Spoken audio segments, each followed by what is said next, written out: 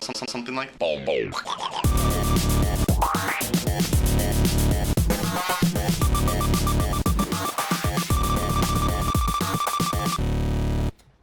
Hi, I'm Derek Ashong, and you are now in the stream. Today, life as an undocumented immigrant. We'll speak to a man who's using his personal struggle to bring attention to U.S. immigration reform.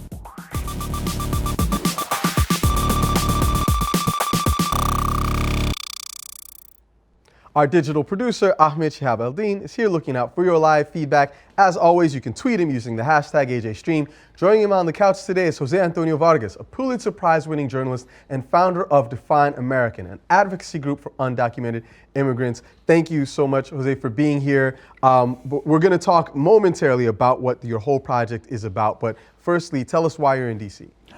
Well, I am in DC, first of all, to participate in this. Thank you so much for having me. And to be kind of a part of a conversation about elevating how we talk about immigration in this country and kind of reframing the debate.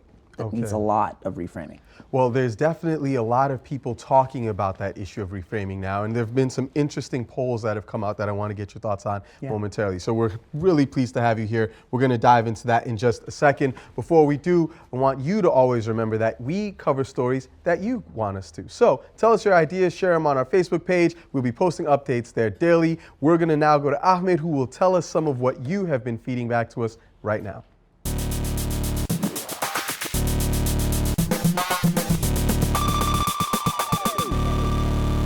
Thank you, Derek. Advocacy groups, tech companies, and entrepreneurs are joining forces in a coalition known as the Geek Lobby. They are fighting against a bill that would give the U.S. government unprecedented authority to censor the internet. Now, the bill known as SOPA, or the Stop Online Piracy Act, will undergo a vote in the House Judiciary Committee on Thursday. Now, a visual petition at iworkfortheinternet.org was launched to put a face on the people who would be affected by the bill.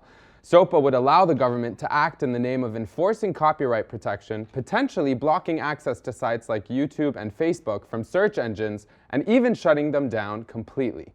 Now, in some cases, the government could block web domains that only need to have been accused of enabling piracy. Among those fighting against the bill is the Cato Institute, a conservative U.S. think tank. And here is an excerpt from one of their recent video campaigns. Let's take a listen. Silenced. It's a pattern we've seen again and again. In the early 80s, when the first video cassette recorders came out, the movie industry tried to kill the technology because they saw it as a tool for piracy. When the first MP3 players came out in the 1990s, the music industry tried to kill the technology as a tool for piracy. YouTube is still embroiled in lawsuits with companies that see it as too much of a tool for piracy. The instinct of the industry is always to kill innovation that disrupts their business models or threatens the way they're used to doing things.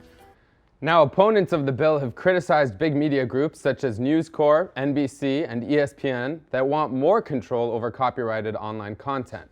Now, the Stop American Censorship movement has created a tool that blurs out selected text from web documents. You can follow their work using the hashtag on Twitter, censorship_everywhere. Now, Nadeem Qubaisi used that very tool to tweet this. He wrote, "SOPA is going to be voted on this Thursday. Make sure to blank your blank to prevent this from blanking our blank." Now, the only way to remove the redacted text is to click a link that directs you to contacting your representative in Congress, of course, if you're in the US. And Jimmy Wales of Wikipedia has even suggested that he will shut down the English version of his site to protest against SOPA. Now, Jose, I know that you're across this story, but what's your major concern? I mean, what do you think is the biggest concern? The biggest concern is, I think, we have legislators who, from the way the bill is written, I don't think they understand really how the internet works. And to connect the dots, what's interesting here is the guy who actually authored this thing, Lamar Smith from Texas, is the same guy who writes a lot of anti-immigration laws that are just really unrealistic. So that's the interesting connection there. But it doesn't make sense what they're trying to do. And you just wonder, this is going to cause a lot of havoc. It's going to cause a lot of havoc. Right. Yeah. Well, thanks for your insights. I appreciate it. I mean, we're going to get more into this later in the post show, but for now, let's just take a quick look at some of the hashtags that our community is following on Twitter.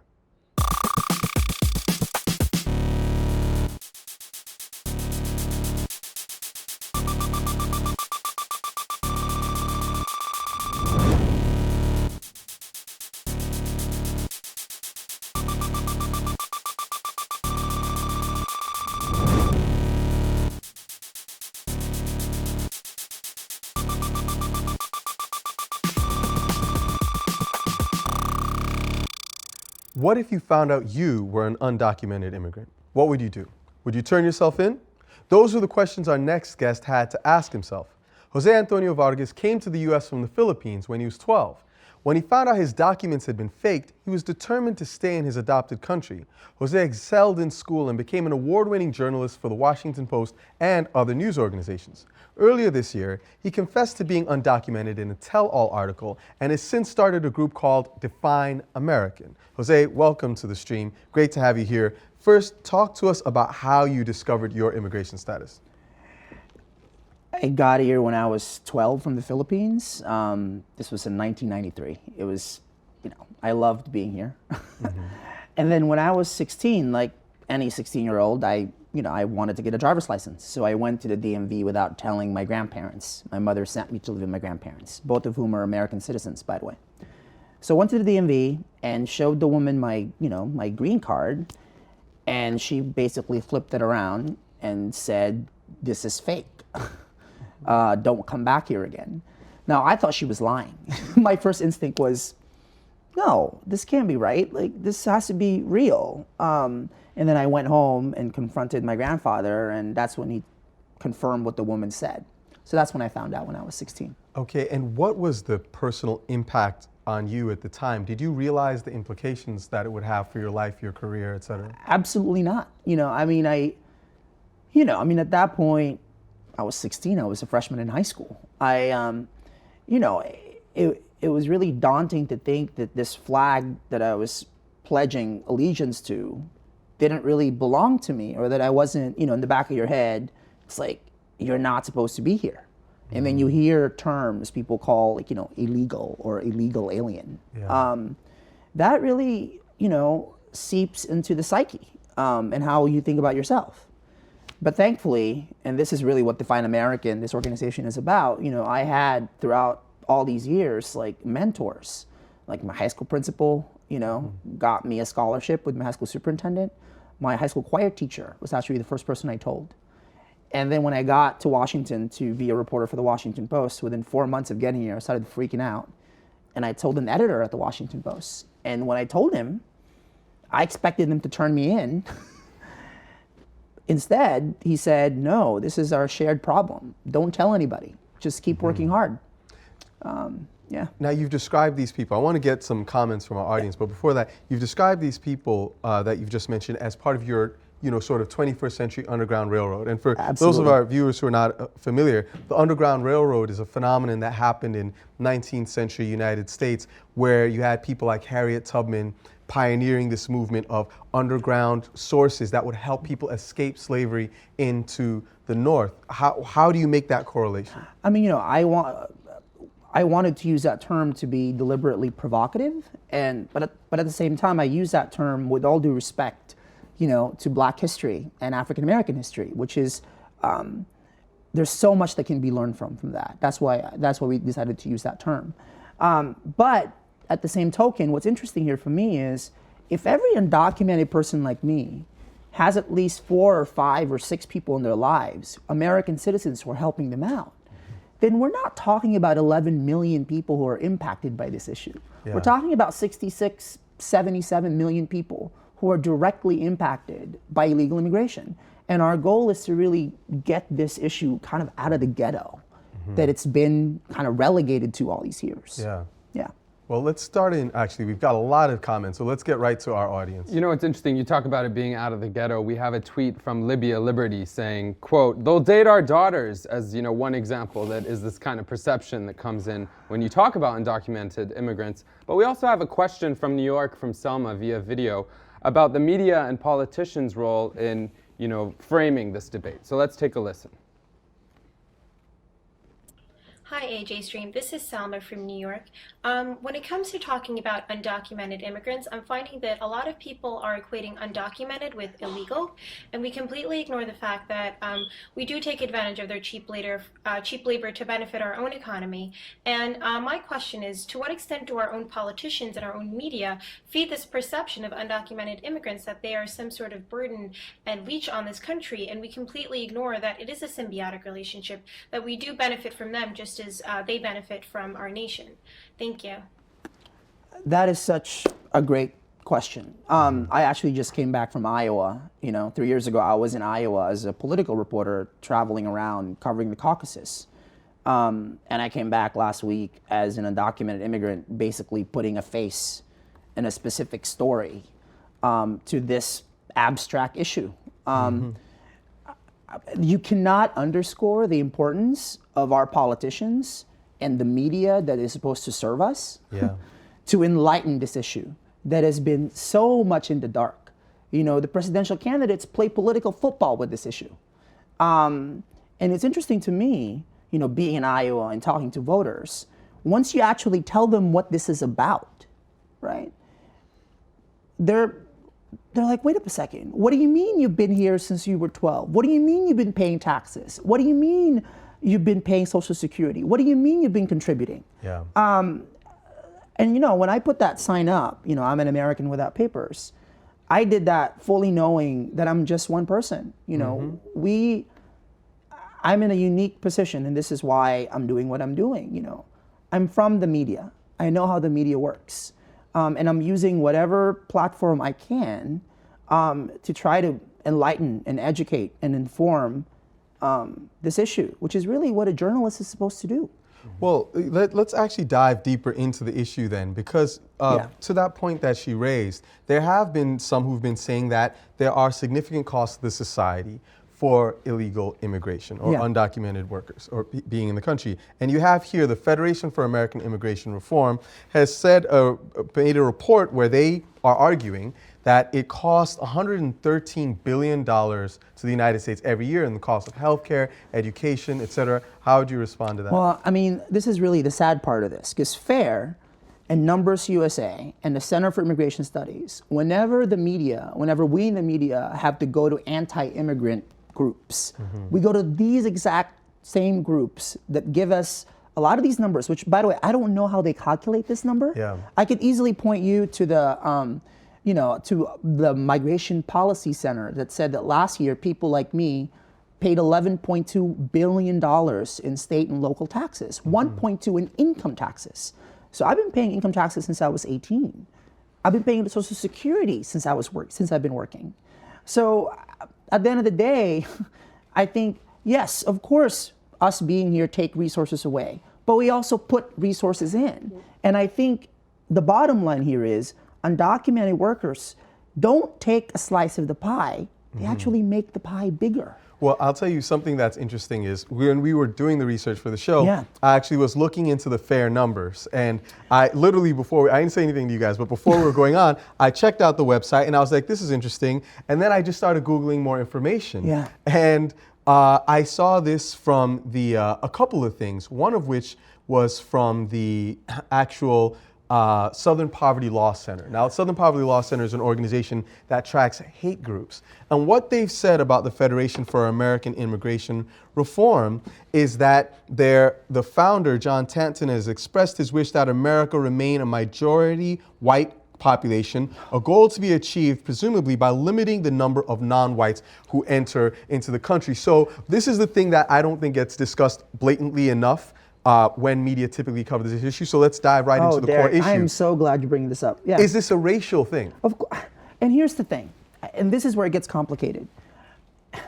Immigration is at bottom really about the evolving American identity. The fact that this country doesn't look like what it used to look like. The fact that every 30 seconds a Latino in this country turns 18 years old. The fact that young Asian people and young Hispanic are driving the population growth in this country. The fact that people don't necessarily look the same and may not speak the same languages and may eat different food. It may smell different or look different. And I think that's the context and the subtext that is so missing in the broader conversation about this. And that's why I think the media has a responsibility to fully address it and fully talk about it. Instead, what we have is we go to the same three groups, like FAIR, which, by the way, is very unfair in its coverage. And now we live in a filter bubble, right? And so people who believe what they want to believe are going to keep going to those stats and saying people like me are just taking resources away. Well, we're getting a bunch of feedback. I saw this tweet online just now from @OOWildTurkey, who says most Americans don't know undocumented workers or don't know that they are. Absolutely. The humanity is lost by anti-immigration proponents. And just on the question of the humanity, I was reading this article that you wrote, and I wanted to just ask you, because I don't think people always get the significance of this, but when is the last time you saw your mom? So I haven't seen my mother since I was 12. So it's been, I actually really hate Christmas. Because my biggest, the Philippines is crazy when it comes to Christmas. We're a big Catholic country. And my biggest memory of the Philippines was spending Christmas home with my mom and my sister, who I haven't seen since she was 1 year old. So it's been 18 years since I've seen my mother. And to this point, I mean, as we all know, we gotta love Facebook and Twitter, and we are living in the golden age of storytelling, right? Which is really also the golden age of story sharing. And it's really incredible what is happening on Twitter. All the undocumented people that are coming out on Twitter and telling their stories. And if you kind of compare that to what the media writes about us, there is such a gap between what our realities are as people, as Americans, versus how we're portrayed. I mean, yesterday we had the former executive editor of the New York Times referring to undocumented people as illegals in his column. I mean, that was the former executive editor of the New York Times. Bill Keller? Bill Keller, yes. So that was, to me, that's really interesting. There's one more thing I want to show before, because there's a ton of commentary coming in, but just because you mentioned people coming out and expressing their personal stories, this is something that was taken from a DREAM Act rally earlier in the spring, and I just want to share a couple of the comments that young people were making about their own status. Con el corazón. I grew up feeling lesser than others, but my undocumented status only pushed me to work 10 times harder to prove that I matter and deserve the life my parents sacrificed to how hard my parents work. No matter how hard I try, I still can't seem to cross the border to where the good life is at. But I knew there was a chance I would not be coming home. I knew there was a chance I might not be there to hug and kiss my little brother after he graduated from high school. I knew that this risk I was taking might determine the next 10 years of my life in an unfamiliar country. So when we see these stories, I think that there's obviously a natural response in feeling sense of sympathy for people, but there are a lot of different opinions, and everyone does not necessarily take that sympathetic view, and they're asking some real questions about people who are in the country without papers. Yeah, Jose, we have such passionate commentary, and I'm sure this question has come up to you several times, if not many in your life, but perhaps not on TV, I don't know. I'm a rock on Twitter saying, you entered the country illegally, Jose, your parents. You aren't American. You are lucky to work with a fake social security number in the land of opportunity. What do you say to these kinds of comments? And again, by the way, this is why I love Twitter, because I follow all the people that call me names. I would rather know what they're calling me and try to figure out what they're saying than not. What's interesting here is, I got here when I was 12. I didn't know that I didn't have papers. My grandparents never told me. And yes, he's right. I'm definitely lucky to be here. But I think this is where connecting the dots is really important. Why did my mother decide that at age 12 that she was going to send me here? It wasn't because she didn't want to see me for the next 18 years. It was because she said that she wanted to give me a better life. Well, why is the Philippines so bad? Why are people moving to the United States? What does U.S. foreign policy all these years, and what do trade agreements have to do with the economies in the Philippines and Ecuador and Guatemala and Mexico being the way that they are? I think that's why these dots need to be connected. But don't you feel that, bringing up the issue of the economy, given that the economy is so troubled in the United States right now, isn't there a natural response by some Americans to say, we can't even get opportunities? So I just got back from Alabama. I was in Alabama in October, and I got to Alabama the day after the court issued the injunction that said that it was no longer a felony for me to even be in Alabama. And what was interesting there talking to people, look, times are really hard. Everybody's anxious, everybody's frustrated. People with college degrees who are American citizens can't get jobs. They want someone to blame. We all want someone to blame, right? But unfortunately, instead of connecting the dots and looking at Wall Street and looking at the policies and looking at our leaders, What's happening is we're all turning to each other. You know, and now we're going to blame the people who are picking the tomatoes and the lettuce, who, by the way, are responsible for why your hamburgers cost as cheap as they do. Jose, on that note, you talk about connecting the dots. We have a question from Juan, who's talking about the potential for Define America to perhaps unite all undocumented workers and different, divisions within perhaps that. Because, often, as you said, Bill Keller from the New York Times was talking about how, all illegals, the way it's often characterized is that they're all the same, just in this group of people who are illegal. Let's take a listen into this video question. Hi, thank you so much for having me on the show. My question is for Jose Antonio Vargas, and I'm wondering if you see any sort of division amongst the immigrant rights groups that are currently promoting immigration reform, and do you think that your campaign can have a significant role in uniting all these groups so that we can have some sort of reform in the nearby future? Thanks.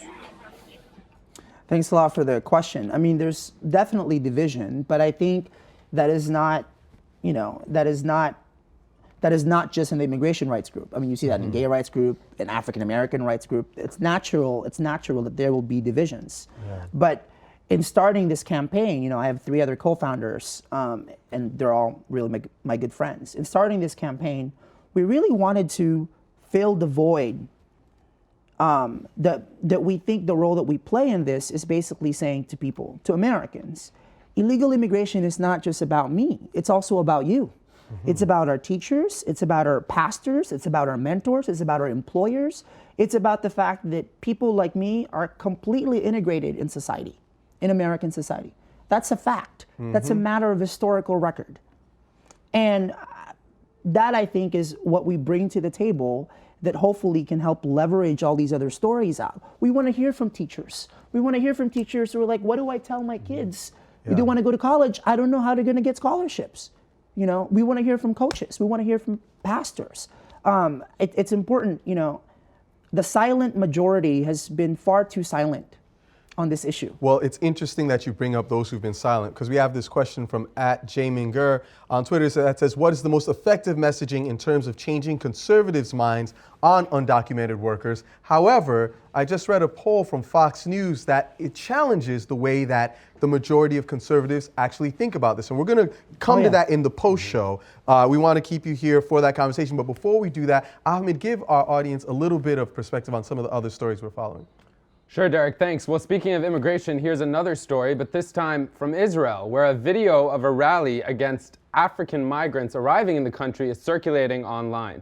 Now, on December 11th, a right-wing Israeli group of Jews rallied in a park in Tel Aviv, demanding that their government build a new detention center for migrants, largely from Sudan and Eritrea, who have entered the country illegally. Now, the protesters also chanted slogans such as, quote, Tel Aviv for the Jews, Sudan for the Sudanese, and the Jewish nation lives. Now, later in the protest, an Israeli woman confronts those who called the demonstration racist. Now, let's take a look at this soundbite. All right, just having trouble finding it there. There we go. All right, I'm just going to fast forward a bit. You can see the woman now coming on the right. Let's take a listen in.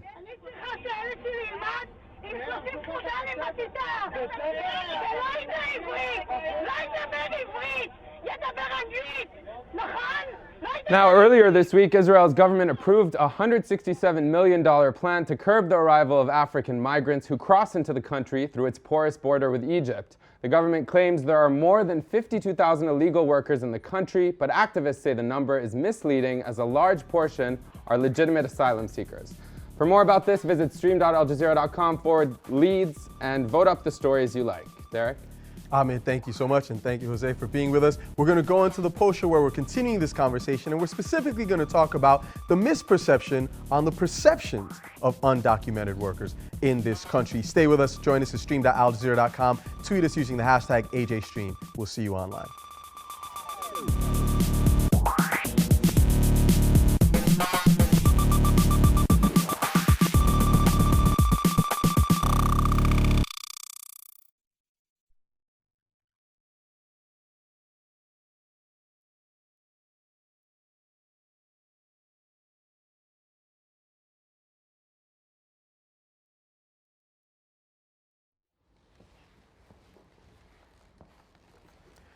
Hi, welcome to the Post Show. We're going to continue our conversation about immigration in the United States right now and the plight of undocumented workers. Jose, there's a very interesting poll that just came out, and this is something that I'm taking from the Fox News website, and it's stating that actually 66% of people polled said that there should be a path to citizenship if a person met requirements such as paying back taxes and learning English. Now, the interesting thing about it, given the tweet that we received a few minutes ago about how do you convince conservatives, while a majority of Republicans, it says, 57% of Republicans, 68% of independents, and 73% of Democrats said they supported giving undocumented immigrants a path to legal status. So what does this say to you when you see these statistics vis-a-vis the rhetoric of some of our political leaders, particularly in the Republican field? I mean, there is such a this is a poll from Fox News. Yeah. This is not from ABC, NBC, or this is from Fox News. I mean, you wonder, has Romney seen this poll? Has Bachmann seen this poll? I mean, I've often wondered, Michelle Bachmann talks a lot about the foster children that she's adopted, which is really wonderful. What if any of them had been undocumented by the time they were adopted, right? Yeah. I think Americans in general are hungry for a solution to this problem. All we ever hear about is the problem. We never hear about the solution. What do you think is the solution? The solution is, and it's not amnesty, is providing some sort of path, is having people say, all right, you've been here, right? You've gone to our schools, you're working in whatever capacity. Why don't you come forward? Why don't we provide a way for you, a process for you to come forward, make yourself known, and be an American? Now, what about the argument, though, that people like Mitt Romney, presidential candidate, make, that if you do that, you're then actually providing an incentive for more people to come in illegally? Well, this is why having some sort of a rational immigration process in which I think right now we only have 40,000 or so visas, H-1B visas for engineering people. I'm sorry, we're the country that invented Facebook and Twitter. Don't we want more engineers in this country? Well, it's so funny that you mentioned that, because I was in Silicon Valley last week and someone was telling me that 50% of the entrepreneurs in Silicon Valley are immigrants. So you have a disproportionate number of our technology workers in particular coming from other countries. I myself came here from another country, and I think I'm contributing well to the society. You look at the history of the United States, and it's a society that has benefited from having the best and brightest minds come into the nation. But at the same time, you're in a point where a lot of Americans are feeling not only the pressures of the domestic economy, but the pressures of globalization. So in a globalizing world, how do you have a rational conversation when people do feel this kind of, lack of opportunity? But you can't have a rational conversation without knowing the history of this country. Without, again, saying, for example, I was raised in, I was born in the Philippines, came here when I was 12. The Philippines was in some ways the original Iraq during the Spanish-American War, right? Thousands of Filipinos were killed because of colonialism, America going to the Philippines. And to me, connecting these dots and making sure that we have an actual, honest conversation about why people are here, right, is important. And I think this is not a time for our country to be running away from who we are and who we were. So, and that, just to press on that issue, so let's say that the U.S. did have a role, obviously, in that. Do you think that Americans today owe something to Philippines? It's not, it's not a matter of, having a conversation on reparations or having a conversation about what they owe. I think it's just a matter of owning up to that reality. Because the reason why I asked that is because a lot of people will say, well, I wasn't around, I didn't know about the history, that was terrible then, but we have these questions right now, we're dealing with a difficult economy. How can that be justification for... But again, and this is where I push back to that conservative argument, which is that you are making that argument under the assumption that my existence here threatens your economic viability. The fact that you're assuming that my being here takes away from your pie, when really it makes it bigger, right? And so I think that's which is why reframing the conversation and reframing the debate is so important. Speaking of, whether it does or doesn't take away from any other American's pie, this is a very long comment we got on Facebook from Tom Rizzo. And it's not often that we would read something this long, but I think it's worth reading it out. Oh, so, please. It starts with, maybe not everyone riding in a rickety boat from Haiti or walking across the desert or stuffed into the back of a truck, desperately trying to improve his or her life, can bundle and sell mortgage-backed securities, broker huge corporate mergers to increase the profits of the already wealthy. And then it continues.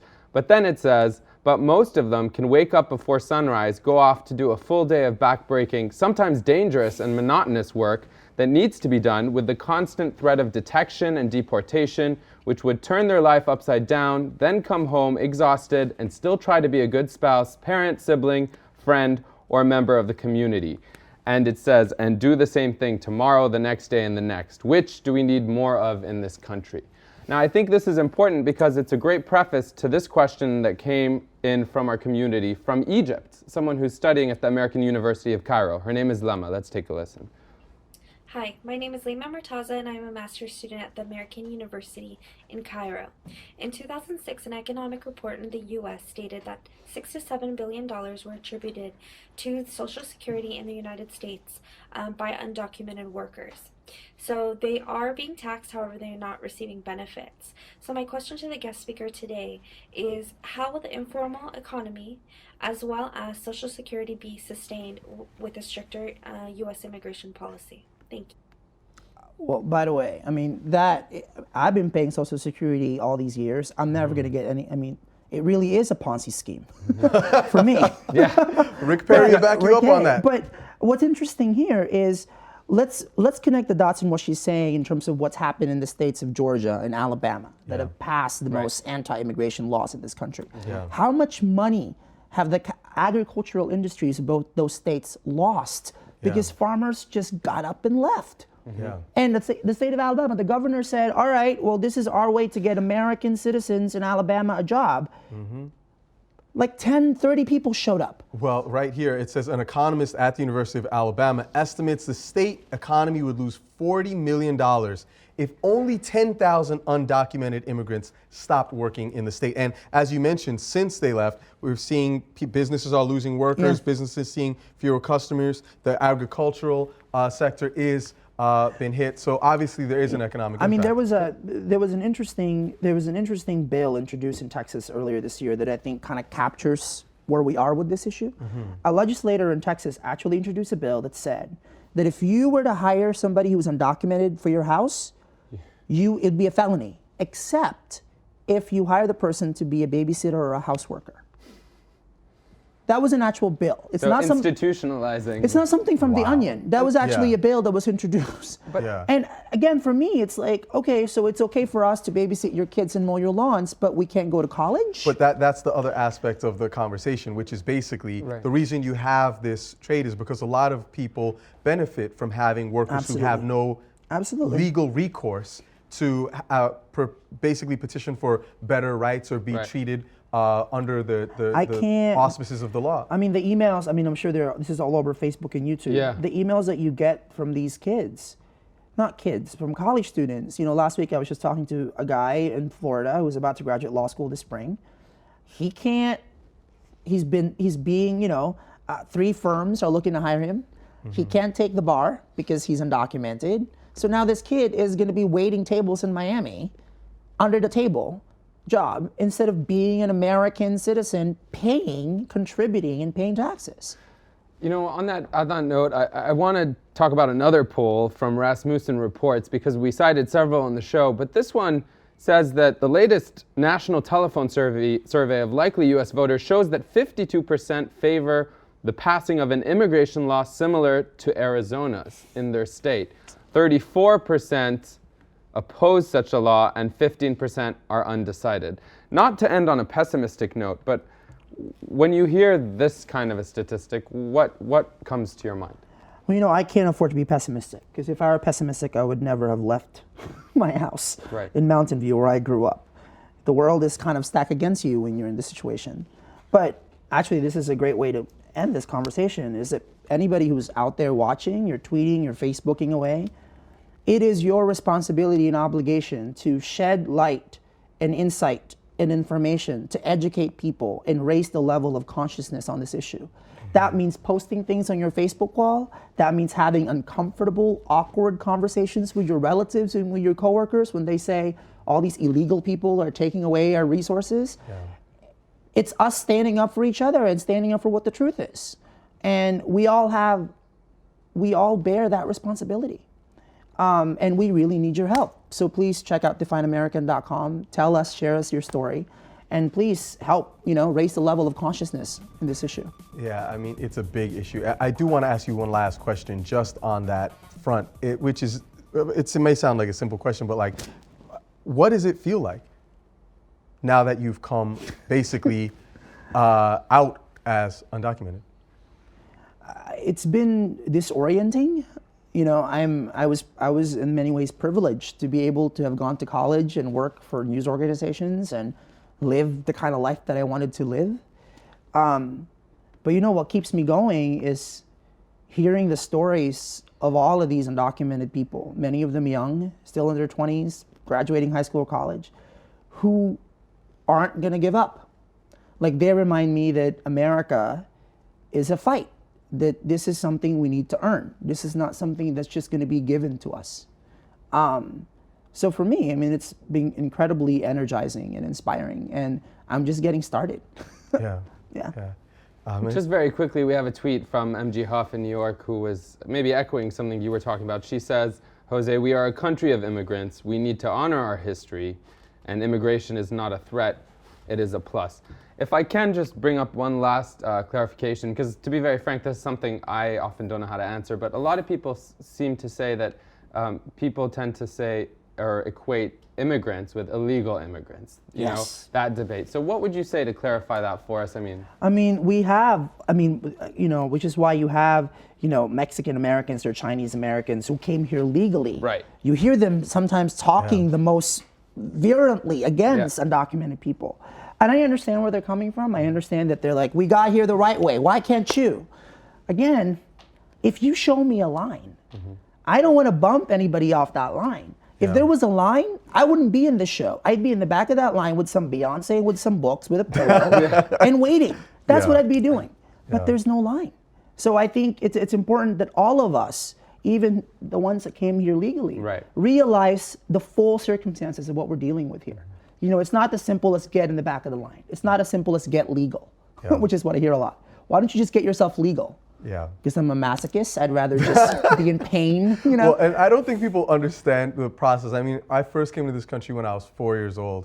I got my citizenship. I first got actually a green card when I was a teenager, and it says on it resident alien, which always felt really weird. I was like, I don't feel like it's an alien. It's like a video game. Doesn't it feel like you're in a video game? Exactly. I didn't get my citizenship till I was 25.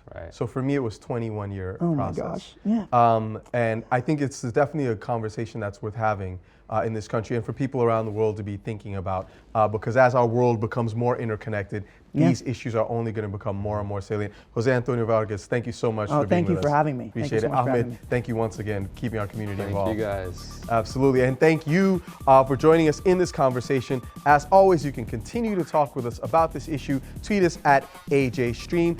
We're going to be looking forward to some more information about the SOPA bill that Ahmed mentioned earlier. It is the Stop Online Piracy Act. It's passing through the U.S. House of Representatives tomorrow, and we're going to be asking the question on whether or not it may be infringing upon people's freedoms on the web. Tune in tomorrow, where we'll be taking a very interesting take on some issues going on in Iceland. Once again, it's a pleasure being with you. Tweet us at AJStream. We'll see you online.